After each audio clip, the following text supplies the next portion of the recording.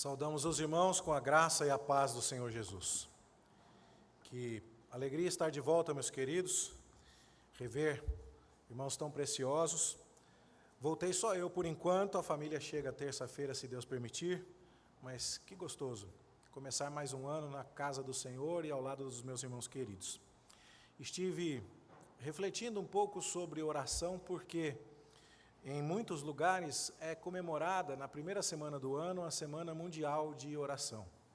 E nós nem tivemos a oportunidade de fazer isso aqui por enquanto, porque o pastor é estrangeiro e peregrino nas terras goianas, né? Então, sempre na primeira semana do ano, ele está lá com a família em São José dos Campos. Mas o tema ficou muito em minha mente. Começar o ano orando. E orar por quê? Muitas vezes, nós que adequadamente e corretamente enfatizamos que Deus é soberano, que Deus tem tudo sob controle, que nada foge ao seu propósito, que Ele nunca será surpreendido, que Ele nunca será pressionado. Não adianta ficar orando com campanhas e decretando isso ou aquilo. Deus não se intimidará pela quantidade, pela força, pela intensidade das nossas orações.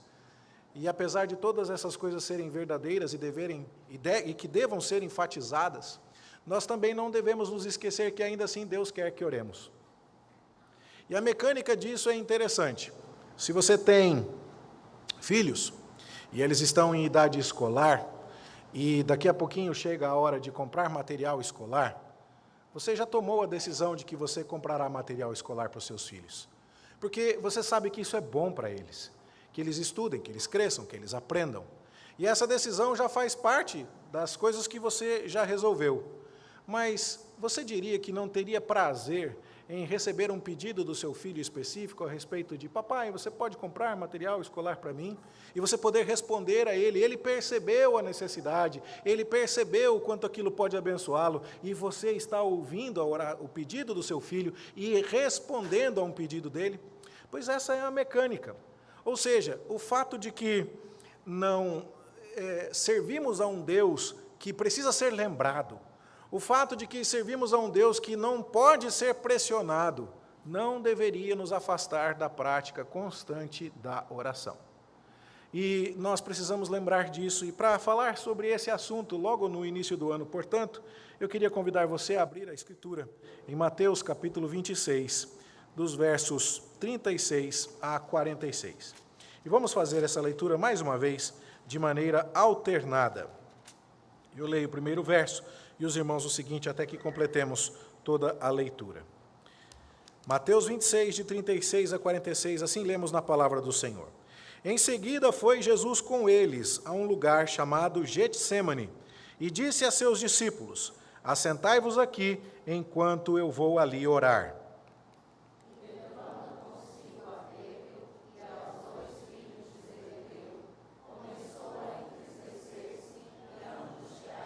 Então lhes disse: a minha alma está profundamente triste até a morte. Ficai aqui e vigiai comigo.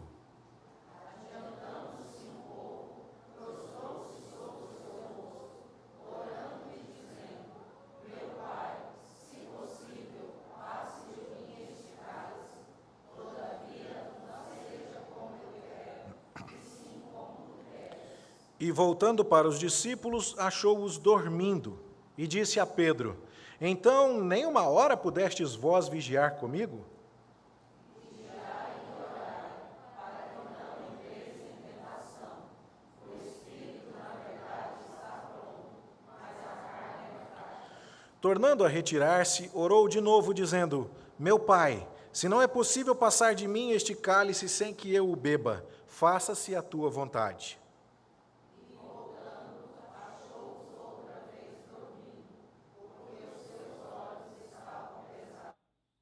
Deixando-os novamente, foi orar pela terceira vez, repetindo as mesmas palavras. Então voltou para os discípulos e lhes disse: ainda dormis e repousais, eis que é chegada a hora, que o Filho do Homem está sendo entregue nas mãos de pecadores.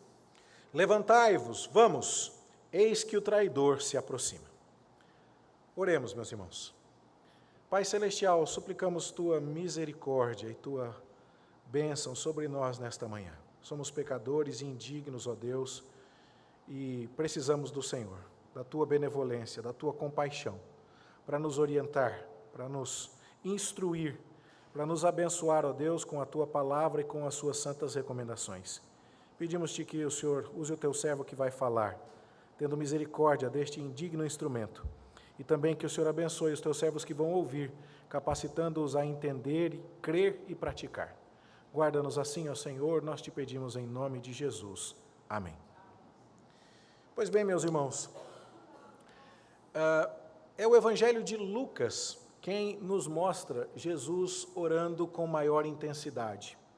Lá no Evangelho de Lucas, por diversas ocasiões, o Senhor Jesus se retira para orar em particular.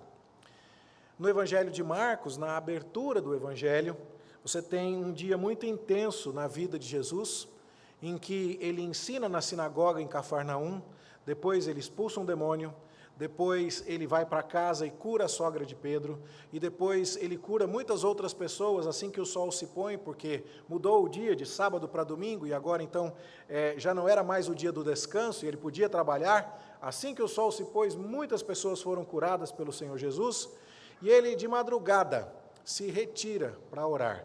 Ele cava com o facão, com a enxada, um espaço na agenda para ter tempo para orar ao Senhor.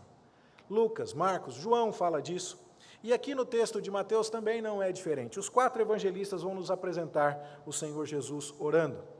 E esta oração do Senhor Jesus é uma das mais significativas e importantes. Orar sempre é importante, mas o momento que Jesus enfrenta aqui é bastante estratégico. Trata-se da última ocasião, dos últimos momentos do Senhor Jesus com os seus discípulos, antes de ser preso, para que seja condenado injustamente e crucificado. Jesus havia acabado de celebrar a ceia de Páscoa com os seus discípulos. Havia acabado de lembrar que durante séculos o povo de Israel sacrificava um cordeiro sem defeito, para lembrar-se de um animal que foi sacrificado lá no Egito, cujo sangue foi colocado nas portas, para livrar o povo de Israel da justiça do anjo destruidor, por ocasião da 10ª praga.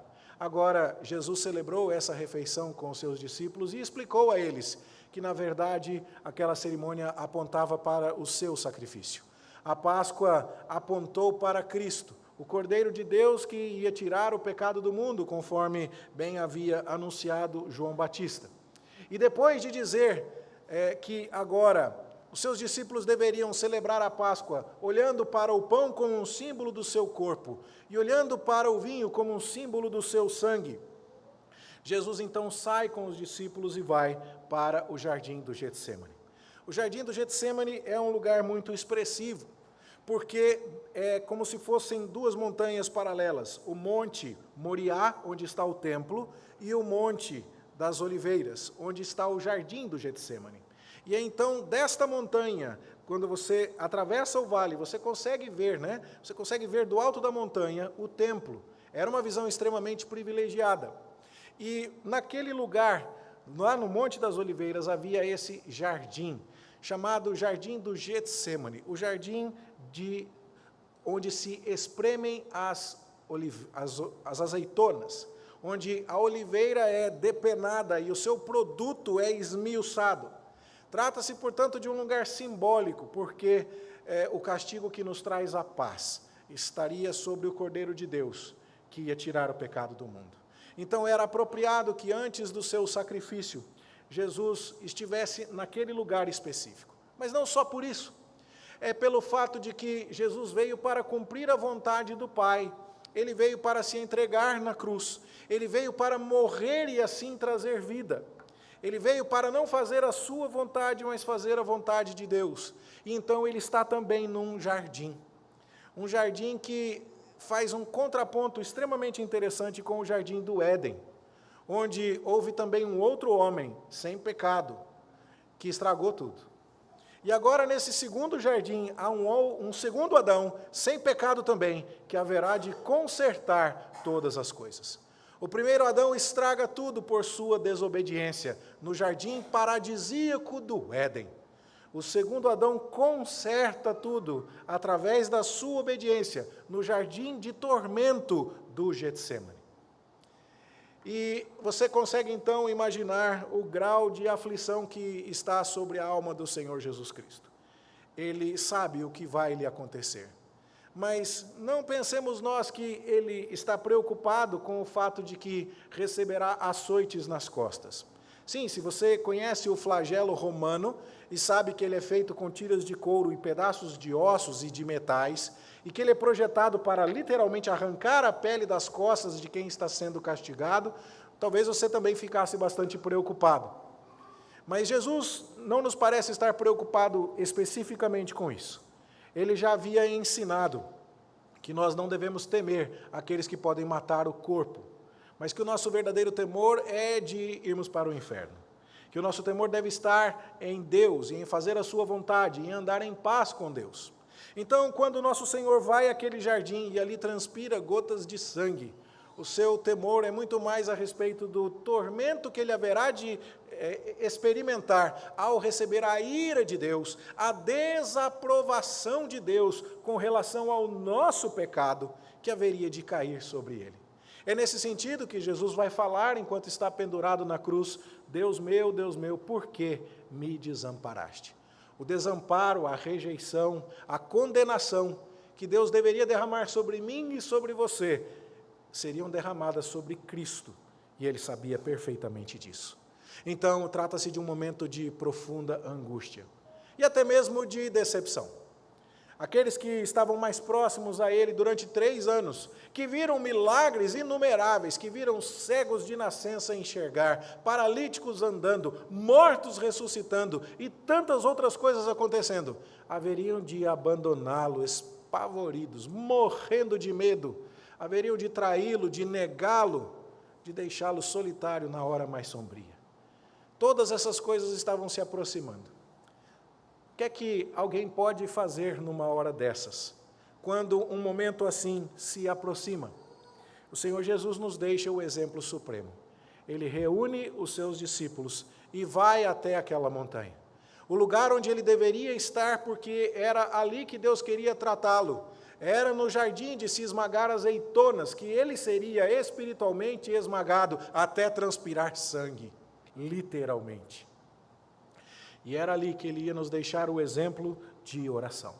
Ele vem para orar. E nós lemos então no texto, no capítulo 26 de Mateus, a partir do verso 36, ele disse aos seus discípulos assim: assentai-vos aqui, enquanto eu vou ali orar. E é curioso que ele leva consigo Pedro e os 2 filhos de Zebedeu. Você conhece os 2, Pedro, Tiago e o João. E o barquinho ficou no mar da Galileia, né? A gente conhece bem esse trio que é mais próximo do Senhor Jesus. São os seus amigos mais íntimos dentre os 12. E ele se adianta um pouco, conforme você pode ver no versículo 39. Então, ele vai até a montanha com os 12, ele deixa os 12 num determinado lugar, vem com 3, mas depois ele deixa 3 nesse espaço e vai sozinho. Daqui a pouco eu vou comentar um pouco sobre o simbolismo possível disso, mas o fato é que agora Jesus está prostrado sobre o seu rosto, verso 39, orando e dizendo: meu Pai, se possível, passe de mim esse cálice. Então, o que nós temos aqui é Jesus orando num momento extremamente importante, e há 3 motivos aqui pelos quais eu creio que nós podemos entender a oração de Jesus. E o primeiro desses motivos pode ser resumido no versículo de número 38, onde diz assim: a minha alma está profundamente triste até a morte. O que você faz, irmão, quando você está triste? É curioso, porque nós vivemos uma era onde a tristeza é abominável. Você já parou para pensar nisso? Alguém posta no Instagram quando está chorando? Alguém curte o sofrimento alheio? Você já reparou que existem remédios para tratar tristeza. E eu não estou dizendo que não possa haver razões fisiológicas para isso em alguns casos. Mas isso tem sido tão desesperadamente rejeitado que os princesos da vida, aqueles com os quais você lida lá na classe da educação infantil, eles não podem experimentar frustração nenhuma. Meu filho vai ter tudo do bom e do melhor, ele não vai poder ficar. A nossa geração que esperava, não é? A sua geração, quem sabe, que esperava colher o milho, descascar o milho, tirar todos os grãos, moer, trabalhar lá na panela, esperar esfriar para 12 horas depois comer pamonha? Não, hoje em dia não é mais assim. Hoje em dia chama da pamonharia gourmet e em 15 minutos o motoqueiro está na sua porta. Ninguém nem espera, ninguém sofre mais nada. Sofrimento é coisa do passado. Espera, frustração é coisa do passado. E a verdade é que nem toda tecnologia do universo poderá nos livrar de frustrações, tristezas e outras coisas que tais. Nós vamos sofrer. Se Deus não poupou o seu próprio Filho perfeito, nosso soberano, supremo, sublime Salvador Jesus, de sofrimentos, e não há filho que tenha sido mais amado do que este, como será que Deus também, ao nos amar, iria nos poupar de sofrimentos? Sofrimentos nos ensinam, sofrimentos nos abençoam, sofrimentos nos moldam, e há certas coisas que só aprendemos mesmo é através da dor. Quantos avisos algumas pessoas já receberam, e só quando se machucaram é que pararam para ouvi-los? E Jesus aqui está profundamente triste. Não é por causa do pecado dele, é por causa do nosso. Não é por causa do que vai acontecer com Jesus que ele tenha trazido sobre si mesmo, é o que vai acontecer com ele, porque nós trouxemos esta conta a ser paga. Mas a resposta de Jesus à tristeza e à angústia, uma angústia de morte que o faz transpirar sangue, é oração. E foi por isso que nós lemos na liturgia o texto do Salmo 50, porque no verso de número 15, Deus fala assim: invoca-me no dia da angústia. Eu te livrarei, e tu me glorificarás. O que será que a gente faz quando está angustiado? Parte para anestésicos, parte para prazeres, parte para fuga da bebida, fuga na comida, fuga no lazer, fuga nas compras, fuga no esquecimento, fuga para maratona de séries. O que a gente faz quando está triste? O que a gente faz quando está angustiado? Às vezes nós procuramos tantas coisas para nos distrairmos e não procuramos o remédio que o próprio Deus nos ensina. Você já deve ter visto um adesivo, e eu não estou falando mal de pescador, eu sei que tem pescadores aqui, eu não quero arrumar encrenca com os pescadores. Mas você já viu um adesivo de carro que está dizendo assim, está estressado? Vai pescar. Pois é, a Bíblia tem um adesivo melhor que esse. Seria o quê? Está estressado? Vai orar. Nós devemos orar para vencer a angústia. E essa é uma pergunta que eu preciso me fazer e você precisa se fazer. Eu não estou dizendo que é mal, que é demoníaco e que é diabólico você chegar na sua casa, como muitas vezes eu faço, ligar o ar-condicionado, esse calor, né, como deixa a gente desanimado, e aí então pegar um refrigerante gelado. Refrigerante é uma coisa que não faz tão bem para a saúde, né? Precisa tomar cuidado. Vamos pegar uma limonada, né, com um açúcar saudável, sabe? E aí, né, para começar o ano novo na dieta, no espírito da dieta, pegar aquela limonada gostosa e tal, e assistir um bom filme na companhia da sua família. Isso é pecaminoso? Claro que não. Mas nós precisamos tomar cuidado, porque muitas vezes nós nos enchemos de pequenos confortos e de pequenos recursos que não são os recursos de Deus. Toda vez que estamos tristes, nosso Pai Celestial está lá no seu recinto eterno e absoluto, esperando nossas orações. Ele não vai ficar melhor ou pior com elas, mas nós ficaremos melhores quando nos aproximarmos do Senhor. Você viu aquela música que cantamos no início do culto? Na oração encontro calma, na oração encontro paz. Falar com Deus faz bem à alma. Bom, essa é uma verdade que até mesmo os incrédulos sabem. Pergunte ao médico do hospital qual é o paciente que se recupera melhor da cirurgia e ele vai te responder, é o paciente que tem fé, porque ele é menos desesperado, ele é menos ansioso. Tem paciente que é tão ansioso que parece que a agulha não entra na veia dele, está travado. Já aquele que fala com Deus, que ora, ele experimenta níveis muito mais baixos de ansiedade. Bom, eu não estou discutindo a questão científica, eu creio que Deus fez o homem e que até mesmo os incrédulos conseguiram descobrir isso. Mas qual é o segredo aqui? O segredo é que quando temos angústias, meus irmãos, nós devemos procurar quem é capaz de resolvê-las. E aquele que pode querer não resolvê-las, como não foram resolvidas as angústias de Cristo aqui, mas pode nos entender e pode nos acolher e pode nos consolar. E é por isso então que em 2 Coríntios o apóstolo Paulo fala que Deus nos conforta em toda a nossa tribulação, para podermos consolar os que estiverem em qualquer angústia, com a consolação com que nós mesmos somos contemplados por Deus. 2 Coríntios 1, 4. Então eu queria lhe fazer uma pergunta. Para onde você tem corrido quando está triste? Isso pode revelar um desejo de resolver as coisas por conta própria. Isso pode revelar a confiança em algo que não é Deus em primeiro lugar. E eu não estou demonizando nem a sua limonada, nem o seu sofá, e nem o seu ar-condicionado, e nem outras coisas que podem lhe trazer algum ânimo. Mas Deus precisa ser a primeira opção. Quando estamos tristes, quando estamos angustiados, precisamos buscar ao Senhor. O texto também fala aqui sobre orar para vencer a tentação, ou para não entrar em tentação. Veja o versículo 41. Jesus diz aos discípulos, vigiai e orai para que não entreis em tentação. O espírito, na verdade, está pronto, mas a carne é fraca. É curioso, os discípulos é que serão tentados aqui. E qual será a tentação? A gente também leu na liturgia. Satanás estava reclamando Pedro para peneirá-lo como trigo. E Jesus rogou por Pedro, para que ele não desfalecesse. Estava chegando a hora em que o companheiro de 3 anos de jornada de Jesus iria negá-lo. Iria assumir primeiro uma atitude de rompante, cortando a orelha do servo do sumo sacerdote. Isso seria um baita problema, porque os sacerdotes eram consagrados por uma cerimônia em que o sangue de animais era colocado na ponta da orelha direita e na ponta do polegar direito. E o Pedro inutilizou a aposentadoria do cara, quando cortou a orelha direita dele.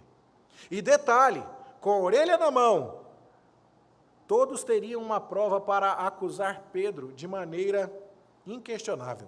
Pedro seria crucificado junto. Mas Jesus diz, não, Pedro, não é a hora de você ser crucificado, sou eu que vou ser crucificado. E elimina todas as evidências que poderiam condenar Pedro, colando a orelha de volta. Não, o senhor viu, ele cortou a orelha do menino, cadê? Está coladinho aqui, quem? Ou vão dizer que Jesus é milagroso, ou então vão dizer que Pedro não fez nada. O que aconteceu? Foram eliminadas todas as evidências de condenação de Pedro. Mas já está ficando claro aqui que Pedro vai cair. Aquilo que estava já prenunciado pelo Senhor Jesus, de que ele iria negar ao seu próprio mestre, está prestes a acontecer. Mas não só isso. Cadê todo mundo, gente? O Judas apareceu para dar o beijo da traição e depois foi se enforcar. O Pedro negou a Jesus e depois foi chorar. Só ficou o João na beira da cruz ali, cuidando de Maria, mas depois também se retirou. Todos, no momento da provação, no momento da dificuldade, se retiraram. E é por isso que Jesus está dizendo, vigiem e orem, para que vocês não entrem em tentação. Ah, meus queridos,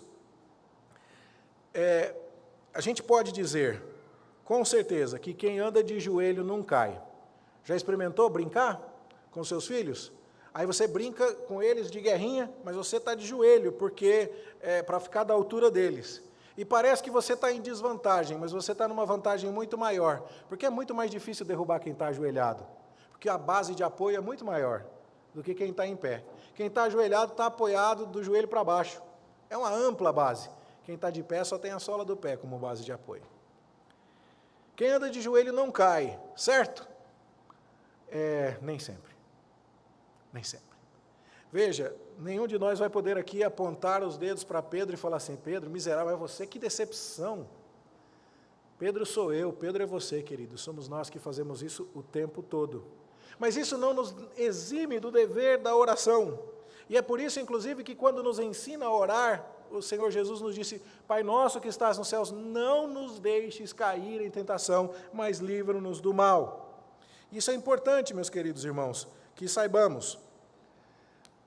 Graças a Deus que não é por causa da nossa oração, do nosso fervor, que nós seremos completamente livres de quaisquer dificuldades, mas continua sendo o nosso dever, continua sendo nossa responsabilidade. E esse continua sendo um remédio eficiente, continua sendo uma estratégia importante para que caminhemos ao lado do Senhor continuamente. Então, meus queridos, nós devemos orar para vencer a angústia, nós devemos orar para vencer a tentação.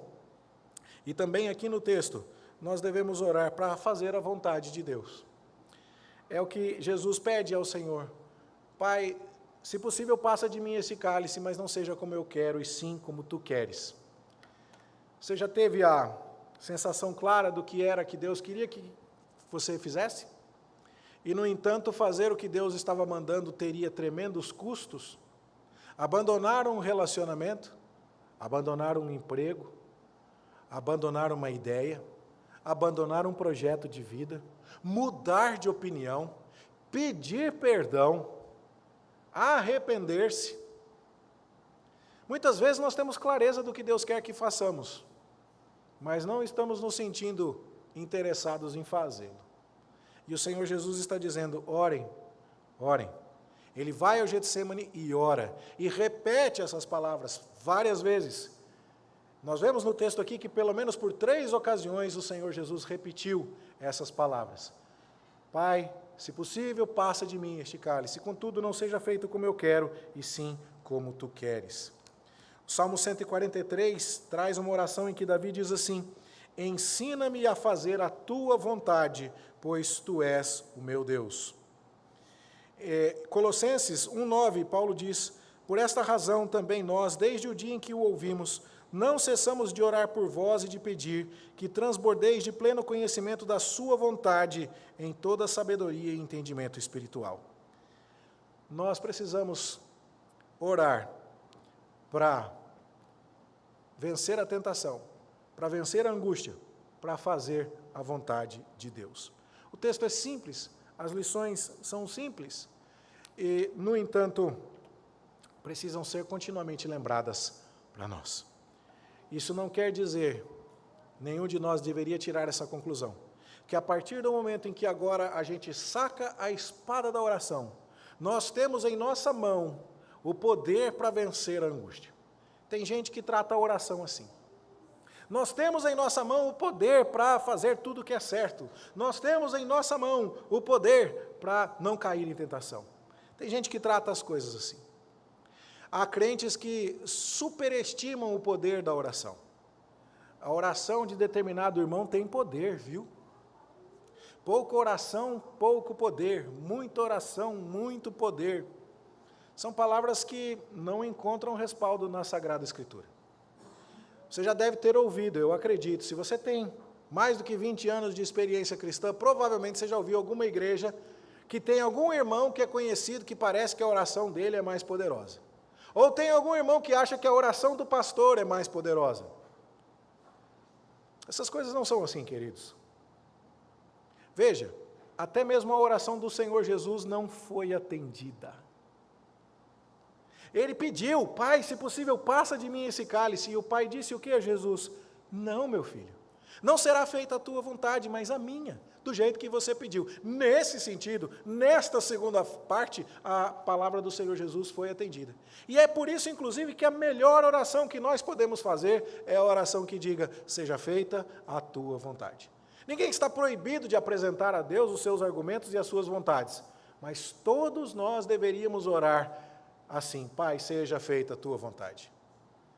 Eu amo os presbíteros desta igreja, mas eu vou contar uma história de presbítero agora. Tá bom?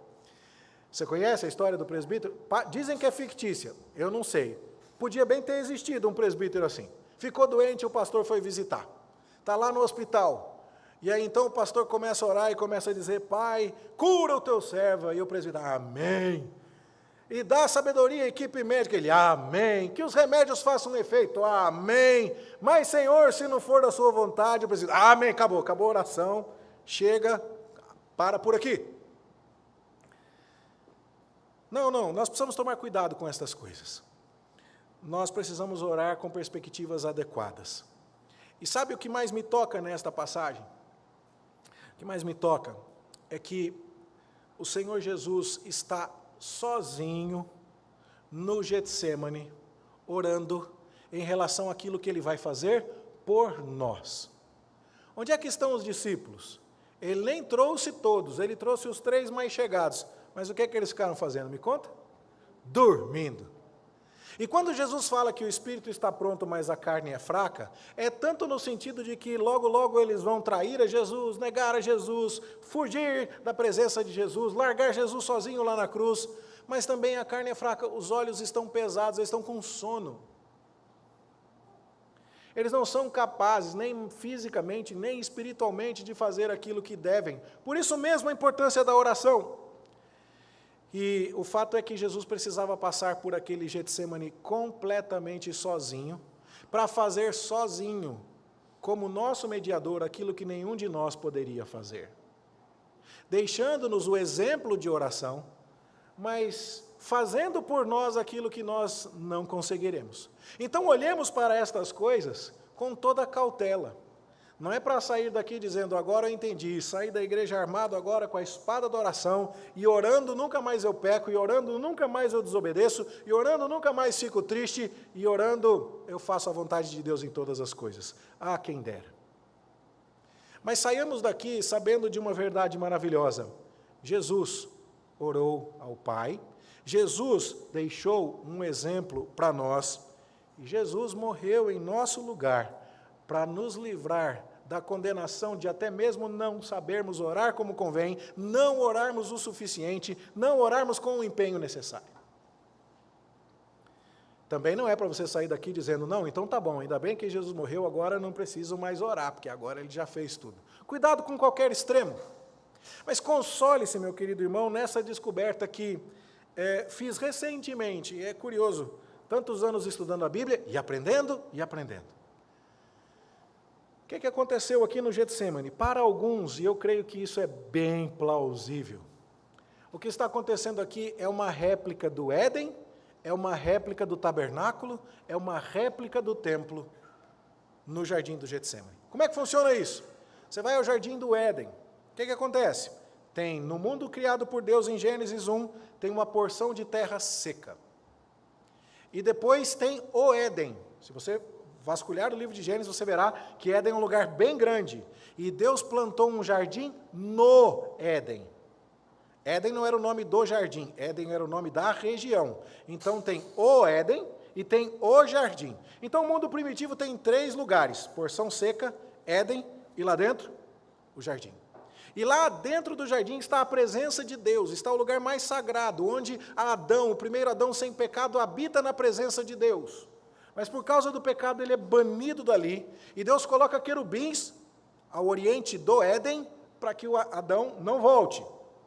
Quando Deus chama a humanidade de volta à sua presença, instruindo que ele vai aceitar sacrifícios, derramamento de sangue no lugar dos pecadores culpados, nós estamos lá no livro de Levítico, e Deus mandou Moisés construir um tabernáculo, que também tem 3 partes. Uma parte que é o átrio, onde entram todos os judeus, uma segunda parte que é o santo lugar, onde entram os sacerdotes, e uma parte que é o lugar santíssimo, o santo dos santos, onde o sumo sacerdote entra sozinho uma vez por ano. E então essa é a estrutura, inclusive, que se repete no templo. E para alguns, o que está acontecendo aqui no Getsemane é a mesma coisa. O que é que Jesus fez? Ele pegou os 12 e levou para o Monte das Oliveiras. Esse é o primeiro lugar de acesso mais geral. Mas depois ele pegou 3 e trouxe para mais perto. E colocou no segundo lugar de acesso um pouco mais restrito. Mas lá na presença do Pai, no âmago do jardim, para transpirar sangue, ele entra sozinho. O que é que o sumo sacerdote fazia no Santo dos Santos? Ele apresentava a Deus sacrifício das ofertas, derramando sangue diante do Senhor. O que é que Cristo transpira ali? Sangue. Não, não é o seu sacrifício ainda. Pastor, será que você não está enxergando muito? Pode até ser. Mas uma coisa é verdade.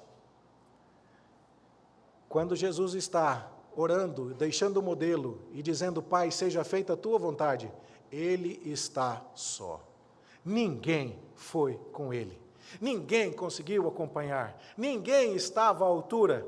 Ninguém foi triturado como ele o foi, lá no Monte das Oliveiras, no jardim do Getsemane, no lugar de espremer as azeitonas.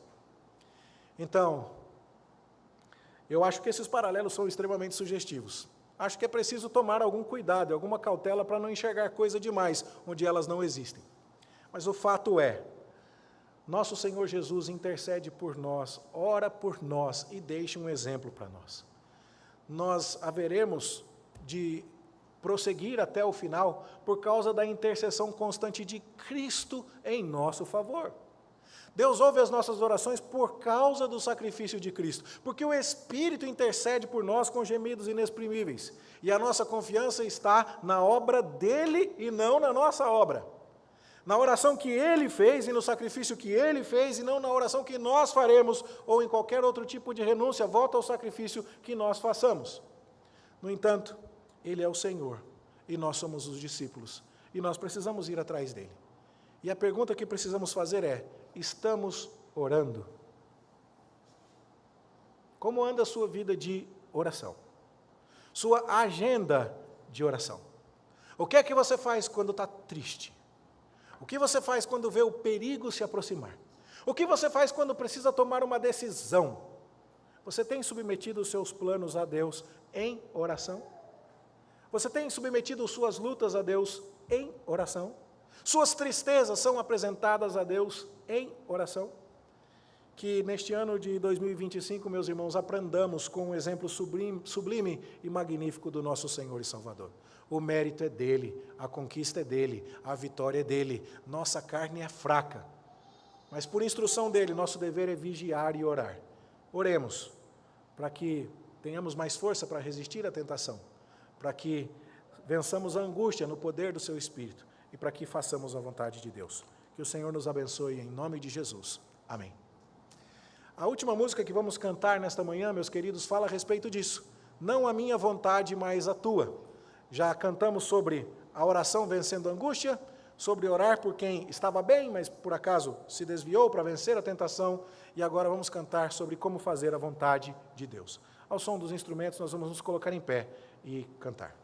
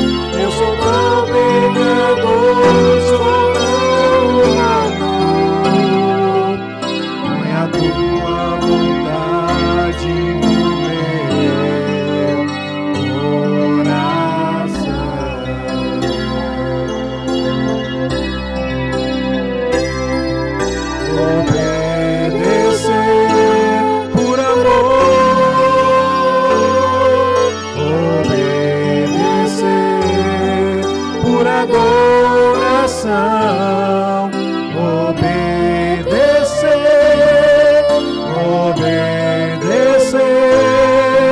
ao Deus do meu coração.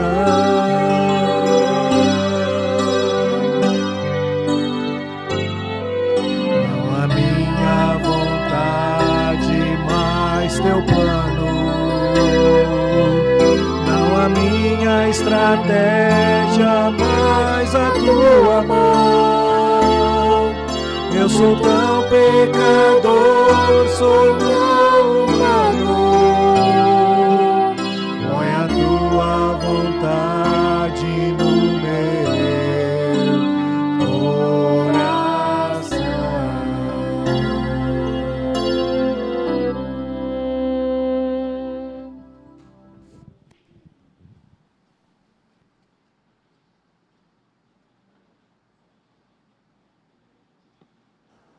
Oremos, meus irmãos. Pai Celestial, nós te bendizemos por tua palavra, pelas lições que ela nos traz. E te bendizemos por Cristo, nosso Salvador, o segundo Adão perfeito, esmagado, ó Deus, primeiro no Getsêmani, mas depois no Calvário, para perdoar os nossos pecados. Ó Deus, nós te pedimos que o Senhor nos ajude a seguir o exemplo de Cristo. Nosso espírito está pronto, mas nossa carne é fraca. Sem ti nós nada podemos fazer. Ó Deus, tem misericórdia de nós. Não nos deixes cair em tentação, livra-nos do mal, livra-nos da angústia, ensina-nos a fazer a tua vontade, e particularmente no que se refere a uma vida de oração. Que o nosso consolo seja sempre encontrado aos teus pés. Que nossa primeira atitude no dia da angústia seja invocar ao Senhor e buscar no Senhor o nosso consolo e o nosso alívio. Que o nosso maior prazer e o nosso maior desejo sejam estar na tua presença, ó Deus, falar contigo. Que a oração seja encarada por nós, entendida, percebida como um grande privilégio, porque o Criador nos recebe, nos ouve, nos livra de todo o mal. Agracia-nos assim, ó Deus, e que tua igreja seja uma igreja que ora, que no ano de 2025 tenhamos mais vida de oração do que tivemos no ano passado. Abençoa-nos assim, ó Deus, nós te pedimos em nome de Jesus.